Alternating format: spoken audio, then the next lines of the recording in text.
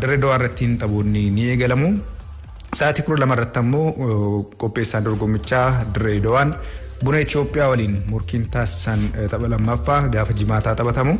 Gaafa sanbataatti fufuudhaan Machaal Walaayittaa Diichaa waliin walqixxeen ammoo Itiyoo Elektiriik waliin sa'aatii 9 fi 12 irratti wal duraa duubaan kan taphatanii ni ta'a. Gaafa dilbataa sa'aatii 9 eegaluun Hawaasaan Faasil waliin, sa'aatii 12 eegaluun ammoo dursaan liigichaa Qiddus Goorgis Arbaa Minch waliin murkiin taasisanii ni eegama. Gaafa wixataa torbee ja'affaa taphoota xumuraatiin Bunni Sidaamaa Adaamaa waliin sa'aatii 9 irratti yoo taphatu, Haadiyyaa Hosaanaan Laga Xaafoo Laga Daadii waliin sa'aatii 12 irratti ni taphata. Egaa Piriimiyer Liigii Itoophiyaa kanaan keessumaa bara kana milkiidhaan kan eegale Qiddus Goorgis dursummaadhaan itti fufeeti kan inni jiru. Qiddus Goorgis taphoota 5 bara kanatti taphate keessaa 4 injifatee Faasil qofaadhaan mo'amuuti kan inni jiru. Gooliiwwan 15 morkattoota isaa irratti galchuun goolii 4 qofaatu irratti galee goolii qulqulluu 11 qabaachuudhaan qabxii 12 sadarkaa tokkoffaa irra taa'eeti kan inni Bahar Daarii deebee. Itoophiyaa Madin bara kanaadha gara liigii olaanoo irraa gara Piriimiyer Liigiitiin kan inni ol guddate. Akkuma Qiddus Goorgis taphoota 5 taphaterraa 4 injifatee 1 qofaadhaan mo'atamee qabxii 12 kan inni qabu. Kilabiin kun gooliiwwan 12 morkattoota isaa irratti yoo galchu gooliin 12 irratti galee idaa goolii ofirraan qabu. Goolii 0dhaan sadarkaa lammaffaa irratti kan inni argamu. Haadiyyaa Hosaanaan taphoota 5 keessaa 3 injifatee 1 qixaboodhaan 1 mo'ame qabxii 10 sadarkaa sadaffaa irratti argama. Bunni Itoophiyaas qabxii 10 qaba. Taphoota 5 keessaa 3 injifatee 1 qixabee 1 ammoo kilabiin kun mo'atameeti kan inni jiru. Bahar Daar Adaamaan akkasumallee Faasil sadarkaa 5ffaadhaa hanga 7ffaa qabataniiti kan jiranu. Hawaasaa Walqixxee fi Machaal sadarkaa 7ffaadhaa sadarkaa 8ffaadhaa hanga 10ffaa qabatan. Itiyoo Elektiriik Dirreedawaa fi Arbaa Minch sadarkaa 11ffaa 12ffaa 13ffaa irratti argamu. Bunni Sidaamaa qabxii 4 Laga Xaafoo Laga Daadeen qabxii 4 sadarkaa 14ffaa 15ffaa irratti kan argamani. Bahar Daar irratti kilabiin hin milkoofne Walaayittaa Diichaadha. Taphoota 4 taphatee 2 qixabuudhaan 2 mo'atamee qabxii 2 qofa kilabiin kun kan inni qabu. Egaa Walaayittaa Diichaan marsaa ittaanu kanaan qabxii akkamii galmeessuu danda'a kan jedhu ni eegama. Kilaboota Oromiyaa keessaa Laga Xaafoo Laga Daadiin jalqaba irrattiin haalli inni ittiin jalqabe bareedaadha kan inni ture. Taphoota 2 jalqabaarraa tokko injifatee tokko qixabuudhaan qabxii 4 argatee ture. Sanaan booda garuu taphoota 3 walitti aansee injifatamuudhaan sadarkaa 15ffaattiin gadi bu'eeti kan jiru. Qabxii 4 qaba. Edaa goolii 7 turre jira Laga Xaafoo Laga Daadiin. Bara kana ol guddatee kilaboota baay'ee milkoofne keessaa tokkodha. Kilaboonni isa waliin barana gara liigichaattiin guddatan fakkeenyaaf Itoophiyaa Madin yoo fudhanne sadarkaa 2ffaa irrattiin kilaba argamudha. Akkasuma Itiyoo Elektiriik illee qabxii 5 sadarkaa 11ffaa irra jira. Laga Xaafoo Laga Daadiin garuu qabxii 4 sadarkaa 15ffaa irratti kan inni argamu. Bahar Daarittiin taphattoota baay'ee milkaa'an keessaa taphataan intarnaashinaala lammii Toogoo Ismaa'eel Ooroo Agooroon isa tokko. Taphataan kun taphataa sarara fuulduraa Qiddus Goorgis gooliiwwan 8 galchuudhaan sadarkaa jalqabaa irratti argama. Taphattoonni isaan booda jiran hedduun isaanii gooliiwwan 3 kan galchanii. Isaan keessaa taphataan sarara fuulduraa kilabii bulchiinsa magaalaa Adaamaa Daawwaa Utteessaa goolii 3 galcheeti kan jiru. Mujiib Qaasim Hawaasaarraa, Abinnet Damissee Itiyoo Elektiriik irraa, Tamasgeen Darrasa Arbaa Minch irraa, Antana Kabbada Walqixxee irraa gooliiwwan 3 taphattoota galchuudhaan Ooroo Agooroottiin aananii ta'anidha. Egaa torbee 6ffaa irraa eegaluudhaan ho'aa Dirreedawaa keessattiin qabxii akkamii galmaa'uu danda'a kan jedhu kan eegamu ni ta'a. Gara odeeffannoo maddeen Afrikaa irraa argannetti yeroon darbu Naayijeeriyaa, Gaanaa fi Beeniin waancaa Afrikaa bara 2025 qopheessuudhaaf gaaffii dhiyeessuuf akka ta'e himameeti kan jiru. Mirga qopheessummaa waancaa Afrikaa bara 2025 Giinii irraa kan fudhate CAF biyyoota haaraa dorgommicha qopheessan eegaati kan inni jiru. Biyyoonni lixa Afrikaa Naayijeeriyaa, Gaanaa fi Beeniin qindoominaan yookiin tokko ta'anii dorgommicha qopheessuudhaaf CAFiif gaaffii dhiyeessuuf akka ta'edha kan ibsame. Naayijeeriyaan waancaa Afrikaa erga qopheessitee waggaa 13 guutteeti kan isheen jirtu. Biyyattiin yeroo xumuraateef bara 2011tti Gaanaa waliin ta'uudhaan dorgommicha qopheessuun kan yaadatamu. Gaanaan ammoo yeroo xumuraatiif bara 2008 dorgommicha kan isheen qopheessite. Beeniinis waloonis ta'ee dhuunfaan waancaa Afrikaa qopheessiteetii hin beektu. Yeroo jalqabaateef sagantaa guddaa kana qopheessuudhaaf akka yaaddeedha kan himamaatee jiru. Biyyoonni kaaba Afrikaa Aljeeriyaa fi Morookoon biyyoota waancaa Afrikaa bara 2025 qopheessuuf dursanii fedhii agarsiisan keessatti ni argamu. Koreen hojii raawwachiiftuu kaaf dhimma qopheessummaa dorgommichaa irratti mari'achuudhaaf sanbata dhufu walgahii ni gaha jedhameeti kan eegamaati jiru. Gara Champions League kilaboota Awurooppaa irraa odeeffannoo qindeeffanneetti kan ceenu. Champions League kilaboota Awurooppaatiin ramaddii A hanga D'tiin kilaboota ramadaman gidduutti kaleessa murkiin garaagaraa taasifameet kan jiru. Ramaddii A yoo eegallu Liverpool goolii 2-0dhaan Naappoolii injifatee jira. Rangers ammoo dirree ofirrattiin Ajax Amsterdamiin 3-1 kan mo'ame. Qabxii kaleessa galmaan keessaa ni eerama. Liverpool 2-0dhaan Naappoolii yeroo injifatu Mohamed Salaan daqiiqaa 85ffaattiin Darwin Nunes daqiiqaa 90 dhume daqiiqaa dabalataa 8ffaarrattiin gooliiwwan lamaan Liverpooliif galchanii kan jiranu. Liverpool injifachuu isaatiin qabxii 15 Naappooliidhaan wal qixxaatee sadarkaa lammaffaadhaan kan xumure. Kaleessa Liverpool sadarkaa tokkoffaadhaan xumuruudhaaf yoo xiqqaate goolii 4-0dhaan Naappoolii injifachuu turraa eegama ture. Sababni isaas tapha marsaa duraatiin Neepilsittiin 4-1 mo'ameeti kan ture Naappooliidhaani. Kanaafuu kaleessa carraa sana osoo milkeeffatiin hafeet kan jiru. Liverpool Leeds Unitediin erga 2-0dhaan mo'atameen booda gara injifannoottiin kaleessa kan inni deebi'e. Naappooliin taphoota Champions League hanga onaattiin taphate ramaddiirraa 5 isaaniiyyuu walitti aansee injifateeti kan ture. Kaleessa yeroo jalqabaatiif taphoota ramaddii Champions League kilaboota Awurooppaa bara kanaa irratti kan inni mo'atame. Seeree Italiitiin yeroo ammaa kana dursummaa irratti kilabiin kun kan inni argamu. Taphoota 21 osoo mo'ameen erga fuulleen booda kaleessa Anfield Roadittiin Liverpooliin kan inni mo'atame. Jurgen Klopp taphichaan dafnee goolii galchuu baannus itti gammadaatan ture. Naappooliin garee cimaa ta'uusaa argineerra. Nuuf tapha gaarii ture fooyya'insa hedduus irraa argitan jira jechuudhaan tapha kanaan booda miidiyaaleedhaaf yaada isaanii kennaniiti kan jiranu. Konaateen miidhamarraa deebi'uudhaan Virgil van Dijk waliin ta'uun qindoomina olaanaa mul'iseeti kan inni jiru. Keessumaa sarara fuulduraa Naappoolii irratti taphataa baay'ee sodaachisaa ta'e Victor Osimhen dhaabaniiti kan jiran taphattoonni kunneen lama wal ta'uudhaani. Kaleessuma Rangers dirree ofirratti Ajax Amsterdam keessummeessuun 3-1 mo'atameeti kan jiru.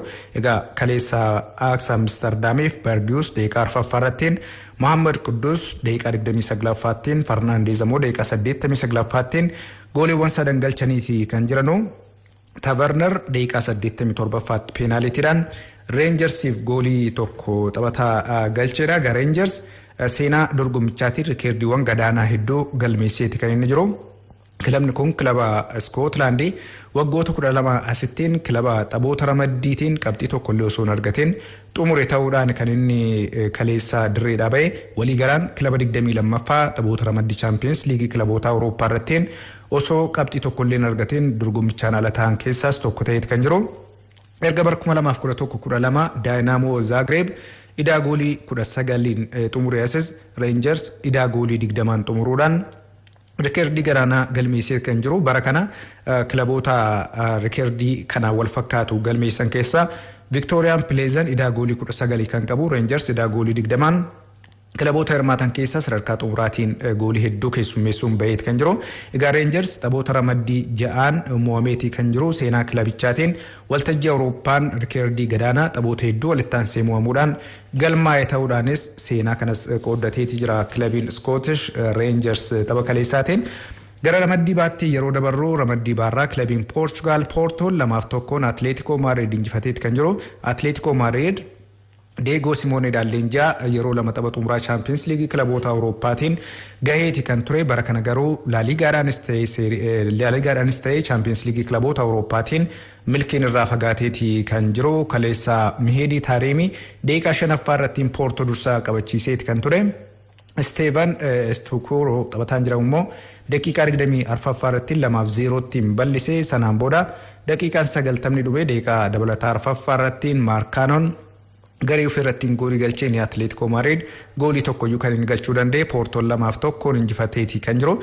Atletico Madrid Diego Simeone Dall'Injaagaa yeroo lama tapha xumuraa Champions League kilaboota Awurooppaatiif ga'ullee bara kana osoo milkaa'ina hafeeti kan jiru. Bara 2011 asittiin ramaddii isaarraa sadarkaa xumuraatiin kilabiin kun kan inni goolabe. Ramadduma kanarraa Bayer Leverkusen Club Brugge waliin 0-0dhaan kan isaan ba'anii kanaan wal qabatee Atletico Madrid gara sadarkaa xumuraa irratti kan inni gadi sigigaate. Atletico Madrid tapha dhaqaa galaatiin Bayer Leverkusenin waan caalamuuf sadarkaa arfaffaadhaan dorgommii bara kanaa goola bu'uuraaf dirqameeti kan jiru. Atletico Madrid bara 2009 2017 gara Liiga Awurooppaattiin bu'uuraa yeroo sana waancaa Liiga Awurooppaa argachuun isaa kan yaadatamu. Egaa bara 2011 irraa eegaluudhaan kilabicha leenjisaa kan turan Diego Simeoneen taphoota 12 darban keessa 4 qofaadha kan injifannoodhaan dirreedhaa ba'anii. Ramaddii kanarraa Portoon qabxii 12 sadarkaa tokkoffaadhaan darbee jira. Club Brugge qabxii 11 lammaffaa ta'eeti kan gara marsaatti aanutti darbee. Bayer Leverkusen qabxii 5, Atletico Madrid qabxii 5 ramaddii kanarraa sadarkaa sadaffaa fi arfaffaadhaan xumuraniiti kan jiranu. Ramaddii daa haa ilaallu. Ramaddii daarraa Maarsee fi Tottenham morkii cimaadha kaleessa kan isaan Firaансittiin taasisanii. Tottenham durfamuu irraa ka'ee goolii 2-1 injifachuudhaan ramaddicha dursaa gara marsaa kilaboota 16tiif darbuu isaa mirkaneeffateeti kan jiru. Maarseen goolii daqiiqaa 45 xumurame daqiiqaa dabalataa lammaffaa irrattiin Meembaan galcheen dursaatti kan inni ture. Daqiiqaa 50 arfaffaa irrattiin Lenglet akkasumas daqiiqaa 90 xumurame daqiiqaa dabalataa 5ffaa irratti ammoo Hojberg goolii galchaniin Tottenham duubaa ka'uudhaan 2-1 kan inni kaleessa injifate. Tottenham ramaddii isaarraa tokkoffaadhaan xumureeti kan jiru. Pierre-Emile Hojberg daqiiqaa 95ffaa irratti gooliin galchaga marsaa kilaboota 16tiif kilabicha akka inni darbu gargaarteeti kan isheen jirtu. Tottenham Hotspurs tapha kanaan qabxii tokko argannaan darbuu isaanii mirkaneeffata kan ture. Daqiiqaa 45 irratti Chancel Mbembaan goolii yeroo galchuu gara sadaffaatti gadi bu'eeti kan inni ture. Sanaan booda immoo Lenglet akkasumallee Hojberg goolii galchaniin duubaa ka'ee injifatee jira. Ramaddii kanarraa hunduu darbuudhaaf carraa waan qabaniif taphoonni kunneen baay'ee hawwiidhaan taphoota eegamanidha kan turani. Gara Poorchugaalittiin kan imale Eintracht Frankfurt Sporting Lisbon dirree isaa irratti 2-1 injifateeti kan inni deebi'e. Eintracht Frankfurt marsaa mo'atanii darbuutiif yeroo jalqabaatiif seenaa isaa keessattis ga'eeti kan jiru. Ramaddii kanarraa yeroo 6 gabateen qabxii wal jijjiiraati kan inni ture. Kilaboonni 3 gara dursummaattiin dhufaniiti kan turanii boodarra garuu Tottenham fi Eintracht Frankfurt injifannoodhaan waan goolabaniif gara marsaa kilaboota 16ttiin darbaniiti kan jiranu. Antonio Conteen adabbiidhaan kaleessa kilaba isaanii hin tajaajille. Eintracht Frankfurt gara daqiiqaa 10 keessatti gooliiwwan 2 galchuudhaan kan inni yeroo jalqabaatiif marsaa kilaboota 16tiif darbe. Diachi Kamanda taphataa lammii Jaappaanii daqiiqaa 62ffaa irratti peenaaliitiidhaan Randal Kolo Muani daqiiqaa 72ffaa irratti gooliiwwan 2 Eintracht Frankfurtiif galchanii jiru. Pooliinoon ammoo Sporting Lisboniif taphataa galcheedha. Ramaddii kanarraa Tottenham Hotspurs qabxii 11, Eintracht Frankfurt ammoo qabxii 10 gara marsaatti aanuttiin darbanii jiru. Sporting Lisbon qabxii 7 gara Liiga Awurooppaatti yoo bu'u Maarseen qabxii 6 xumuree jira. Sporting Lisbon osoo kaleessa qixaba heeratee ni darba ture garuu carraa sanattiin osoo hin fayyadamin kan hin hafe. Ramaddichaa kilaboonni lamaanuu dursanii darbuu isaanii ittiin mirkaneeffataniin Bayer Munich 2-0dhaan Inter Miilaanin kan inni injifatee. Victorian Pleasant ammoo Barcelonaadhaan dirree ofirratti 4-2 mo'ameeti kan jiru. Bayer Munich 2-0dhaan Inter Miilaan tapha injifate irratti Maxim Choupo-Moting goolii galcheeti kan inni jiru. Gooliin kun goolii 6ffaa taphoota 6 irratti walitti aansee inni galche ta'uudhaanis galmaa'eefii jira. Goolii lammaffaa immoo Benjamin Pavard kan galche Bayer Munichiif. Bayer Munich taphoota ramaddii 6 injifachuudhaan qabxii 18 sadarkaa tokkoffaa irratti kan inni argamu. Victorian Pleasant 2-4 Barcelonaadhaan yeroo mo'amu Barcelonaadhaaf Ferran Torres gooliiwwan 2 galchee jira. Marcos Alonso akkasumallee Pablo Torren goolii 1 galchaniiti kan jiranu. Gara ramaddii kanarraa Bayer Munich qabxii 18, Inter Milan qabxii 10 gara marsaatti aanutti yoo darban Barcelonaan qabxii 7, Victorian Pleasant ammoo qabxii malee xumuraniiti kan jiranu. Victorian Pleasant idaa goolii 19 qabachuudhaan ramaddii kanaan alaa kan inni ta'e. Har'a taphoonni Champions League kilaboota Awurooppaatti fufuudhaan ramaddii A irraa hanga H'ttiin kilaboota jiran gidduutti ni taphatama. Ramaddii A irraa Chelsea sa'aatii 5 irratti Dynamo Zagreb waliin ni taphatu. AS Milan sa'aatuma 5 irraa eegaluudhaan Red Bull Salzburg waliin morkiin taasisan ni eegama. Chelsea fi Dynamo Zagreb morkii taasisan kanarratti Kepa Arrizabalagaan sababa miidhamaatiin, Mateo Kovacic akkasumas sababa miidhamaatiin akka Henry Reda leenjisaan garichaa kan isaan dubbatanii. Kalidou Koulibaly garuu akka taphatu Graham Potter dubbataniiti kan jiranu. Egaa Champions League kilaboota Awurooppaa ramaddii isaarraa darbuu isaa mirkaneeffatee kan jiru Chelsea Dynamo Zagreb immoo sadarkaa afuraffaarra jira. Hirmaannaa liiga Awurooppaa argachuudhaaf garuu taphni har'aa kun kilaba kanaaf baay'ee murteessaadha. Kanaafuu Chelsea moo'ee mo'amu Salzburg ni eega Dynamo Zagreb. AC Milan RB Salzburg waliin qixaa kan ba'u taanaan yookiin kan mo'atu taanaan gara marsaatti darbuu isaanii mirkaneeffata. RB Salzburg injifachuutu irraatii eegama. Ramaddii kanarraa Chelsea qabxii 10, AC Milan qabxii 7, Salzburg qabxii 6 qabu.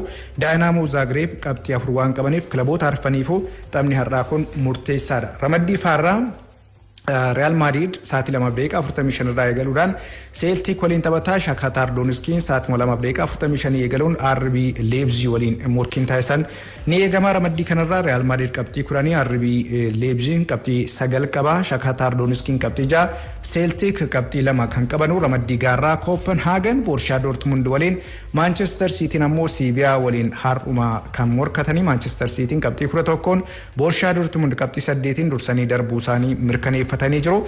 Ramaddii har'aa Juventus Paris Saint-Germain waliin, Maccabi Haifa Benfica waliin morkiin taasisan sarraa ni eegama. Paris Saint-Germain qabxii 11, Benfica qabxii 11 gara marsaatti darbanii jiru. Juventus fi Maccabi Haifa garuu dorgommichaan alaa kilaboota ta'anidha. Odeeffannoon ispoortii har'aaf qopheeffadhe kanneen turanii